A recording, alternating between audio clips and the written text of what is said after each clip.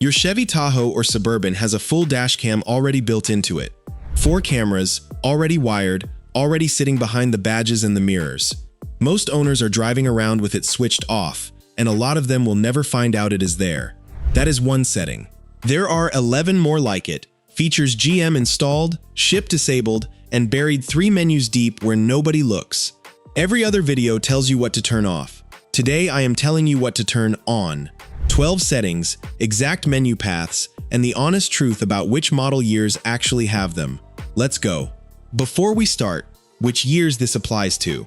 First, something most channels will not tell you, and I would rather be straight with you than waste your time. The majority of these settings live on the current generation Tahoe and Suburban. That means 2021 and newer. The redesigned trucks built on GM's newest full-size platform. A handful are 2025 and 2026 only. So if you are sitting in a 2014 Tahoe right now, some of what follows simply will not be in your menus, and I am not going to pretend otherwise. I will call out the year on every single one so you know exactly where you stand. Here is why this matters more than it sounds. When GM redesigned these trucks, they packed in a huge amount of capability, and then shipped most of it turned off by default. Some of it is liability. Some of it is that a feature nobody enabled is a feature nobody complains about. And a lot of it is simply that the dealer handed you the keys, showed you how to pair your phone, and sent you home.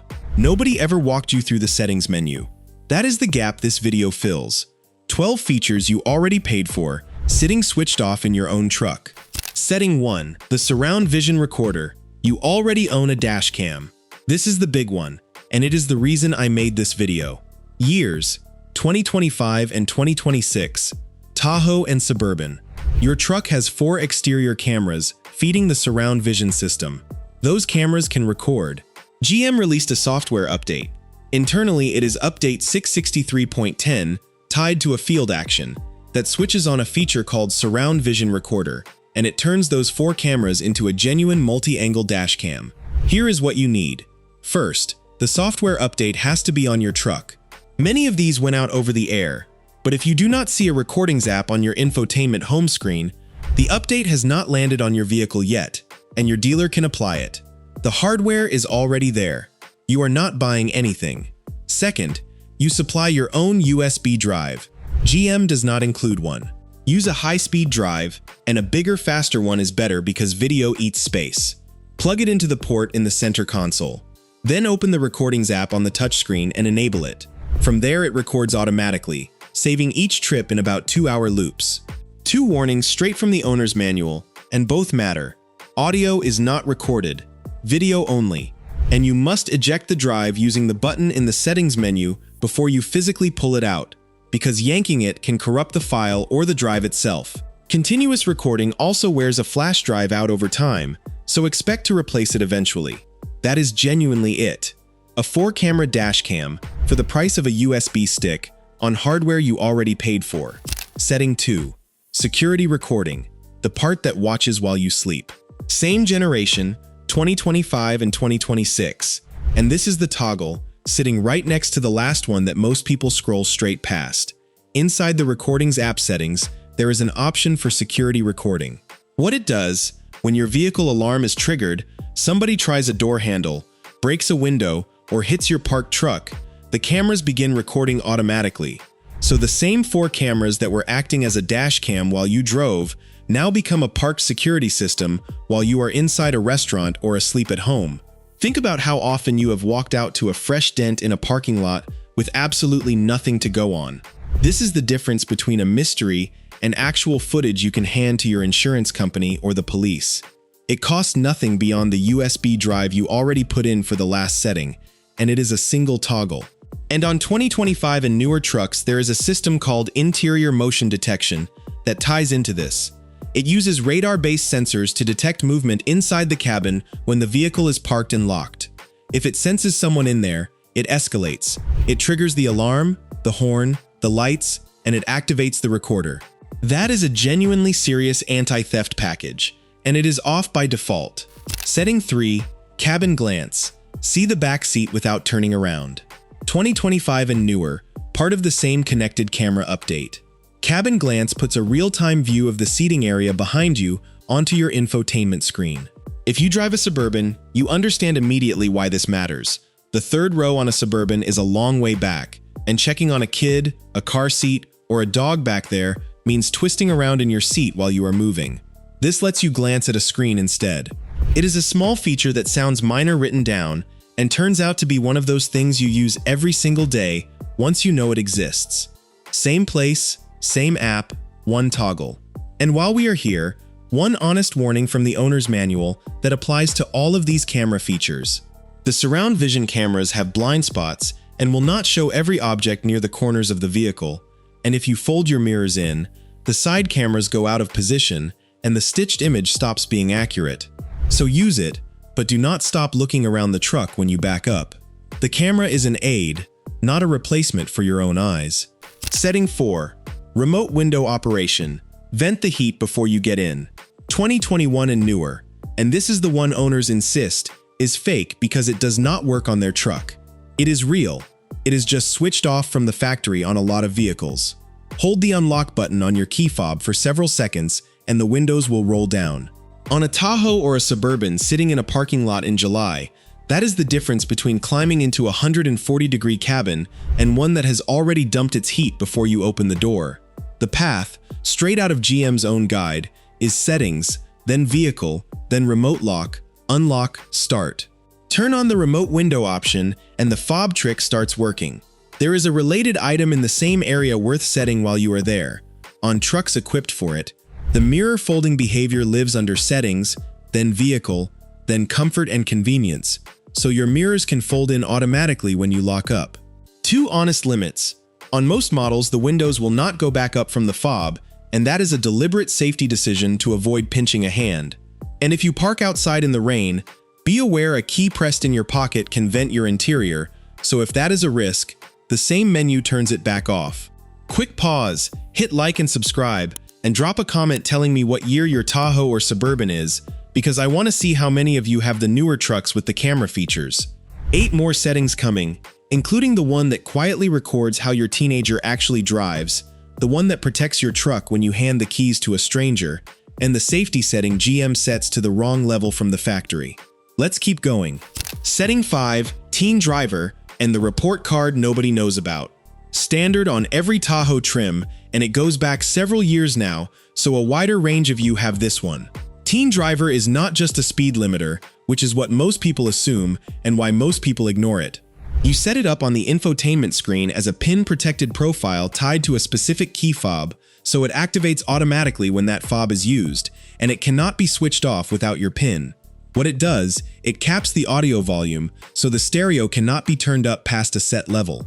It gives speed warnings you can set anywhere between 40 and 75 miles per hour. And it enforces a hard ceiling of 85. But the part almost nobody uses is the report card. After the truck comes home, you open the Teen Driver menu, and you can see the maximum speed reached, the total distance driven, how many overspeed warnings were triggered, and how many times the stability control or other safety systems had to intervene. It also logs how many times the accelerator was fully floored. That is not nagging, that is data, and it turns an argument about driving habits into a conversation about numbers. If you have a young driver in the house and you have never opened this menu, it is the most valuable 5 minutes in this entire video. Setting 6. Valet mode. Lock it down before you hand over the keys. Available across the modern trucks, and it solves a problem people just quietly accept. When you hand your Tahoe to a parking attendant, a hotel valet, or even a shop, you are handing over access to everything in it. Valet mode restricts what the driver can do. It locks the glove box.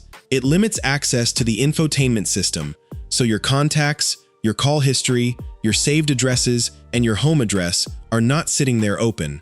And it can record driving behavior during the valet session, so you know what happened while it was out of your sight. You turn it on through the vehicle settings menu, and it requires your personal PIN to switch back off, which means whoever is driving cannot simply disable it. If you keep a registration, insurance documents, or anything else in the glove box, and most of us do, this is 30 seconds of setup that costs you nothing. Set the PIN once, and from then on it is 2 taps whenever you need it. Setting 7, Forward Collision Alert Timing. The setting GM leaves in the wrong place. This one is on a wide range of years, and it is the setting I most want you to actually change tonight. Your truck has forward collision alert. It uses a forward-looking camera, and on some trucks radar as well, to watch the vehicle ahead. It shows a green icon when it sees a vehicle, turns amber for a tailgating alert if you are following too closely, and flashes a red alert on the lower windshield with a series of sharp beeps when you are closing on something too fast. Here is the part almost nobody adjusts. You can set the timing of those alerts to far, medium, or near, using a control on your steering wheel. The timing is based on how far you are from the vehicle ahead and how fast you are closing on it. Most trucks leave the factory in the middle setting, and a lot of owners find the alerts fire too late to be useful, decide the system is annoying, and mentally tune it out. Set it to far. In a vehicle that weighs as much as a loaded Suburban, stopping distance is genuinely long, and an alert that comes a second earlier is the entire point of having the system. There is a companion setting in the same area worth knowing about. If your truck has the safety alert seat, you can choose whether warnings come as those high-pitched beeps or as pulses in the seat. Many people find the seat pulse far less startling and much easier to locate directionally. Both live under Settings, then Vehicle, then Collision Detection Systems. Setting 8. Power Assist Steps. When they stop working, this is usually why. If your Tahoe or Suburban has the Power Assist Steps, the running boards that deploy when you open a door and tuck away when you close it, there is a setting for them that catches people out. They can be disabled, and owners regularly assume the motor has failed or the linkage is frozen, when in fact, the feature is simply switched off in software. The path is Settings, then Vehicle, then Power Assist Steps. From there, you can turn them back on. And this is genuinely worth checking before you spend money, because a shop visit to diagnose steps that were never broken is a bad afternoon. There is also a related situation in the manual worth knowing. The steps interact with the keyless access system, and after certain events they need to be re-enabled through that same menu. So if yours stopped deploying and nothing physically looks wrong, go look at the setting before you go looking for a repair. Also in the same broad area, if you tow, take the time to set up your trailer profile in the trailering menu. The truck can store profiles for different trailers, and the tire pressure monitoring, the brake gain, and the mileage tracking all key off it. Setting it up once means the truck stops treating every trailer as a stranger. Setting 9. Passive Locking. The truck locks itself when you walk away. 2021 and newer, with keyless access. Passive locking is exactly what it sounds like, and it is a genuinely useful setting that ships off on plenty of trucks. With keyless access, you can already press the button on any door handle to lock everything immediately. Turn passive locking on in the settings menu, and the truck handles it for you. All doors and the liftgate lock automatically once you walk away with the fob. Why does that matter beyond convenience? Because the most common way a vehicle gets broken into is not a smashed window, it is an unlocked door. Every one of us has walked into a store and had that flicker of doubt about whether we actually locked it. This removes the question entirely. And while you are in that same area of the menu, the keyless access system is worth understanding properly. The fob only needs to be within about 3 feet of the door or the liftgate you are trying to open, which is why it sometimes seems not to work when the fob is in a bag on the far side of the vehicle. Setting 10. Intellibeam. Automatic high beams, with one catch. A wide range of years have this, and a surprising number of owners have never switched it on. Intellibeam automatically turns your high beams on when the road ahead is dark and empty, and drops them back to low the moment it detects oncoming headlights or taillights ahead of you.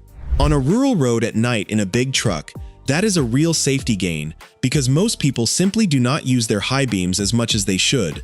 The constant flicking on and off is annoying enough that we stop bothering, and we drive underlit than we should be. Here is the one catch you need to know, straight from GM's documentation, and it explains why some people think the system is broken.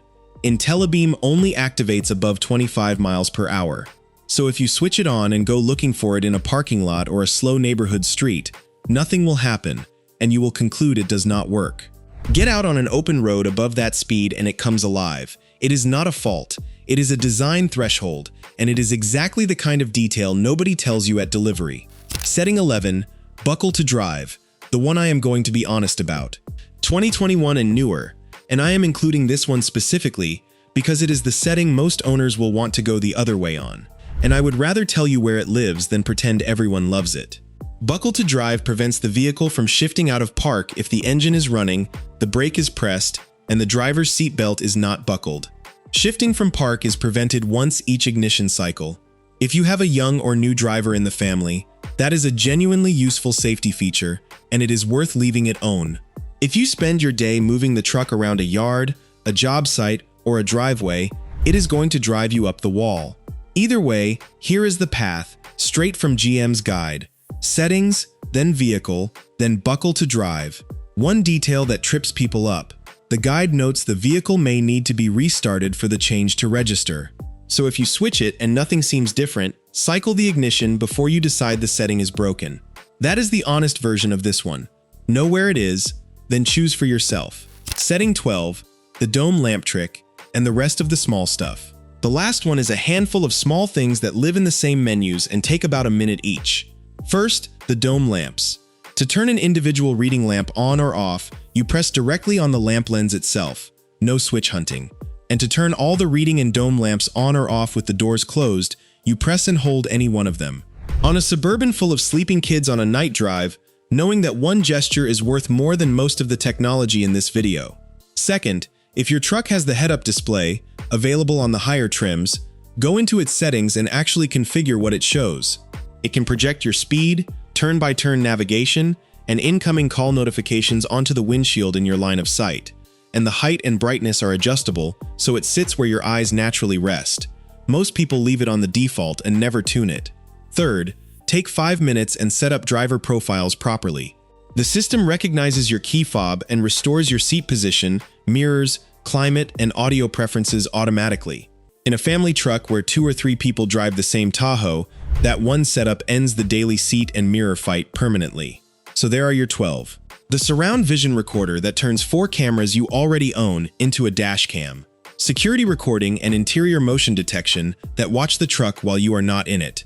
Cabin glance so you can check the 3rd row without turning around.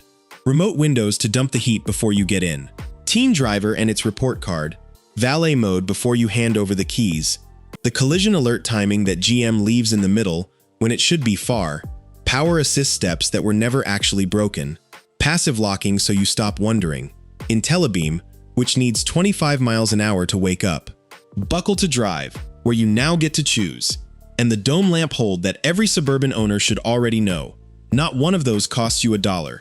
Every one of them is hardware and software you already paid for, sitting switched off because nobody at the dealership ever walked you through a settings menu. So tell me in the comments, which of these 12 did you already have turned on, and what year is your Tahoe or Suburban? I read every single one, and the answers on these videos are usually better than anything I could write. Hit like and subscribe, and I will see you in the next one.